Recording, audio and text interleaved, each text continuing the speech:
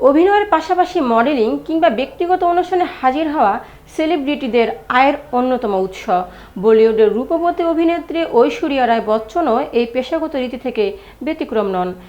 একসময় নিয়মিতভাবে দেশ বিদেশের বড় বড় অনুষ্ঠান বা পার্টিতে দেখা যেত এই তারকাকে। তবে সময়ের সাথে সাথে নিজের পরিস্থিতি সীমিত করেছেন ঐশ্বরিয়া। এখন শুধু বিশেষ ও গুরুত্বপূর্ণ আয়োজনে অংশ নিতে দেখা যায় তাকে। তবে 2008 সালে এমন একটি ঘটনা নিয়ে আজও চর্চা হয়, যা রীতিমতো বিস্ময়ের।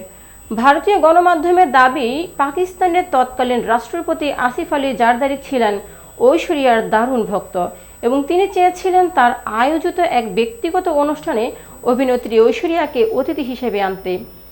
প্রতিবেদন অনুযায়ী সেই নিমন্ত্রণ সফল করতে নাকি রাষ্ট্রপতি জারদারি ব্যয় করেছিলেন প্রায় 10 কোটি টাকা। যদিও এই দাবি প্রমাণিত হয়নি কখনো, আর ঐশ্বরিয়াও এ বিষয়ে কোনো মন্তব্য করেনি।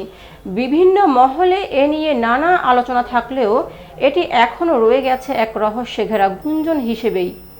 তবে এটুকু নিশ্চিত যে ঐশ্বরিয়ার সৌন্দর্য, স্টারডম ও আন্তর্জাতিক জনপ্রিয়তা তাকে বহুবার করেছে আলোচনার কেন্দ্রে।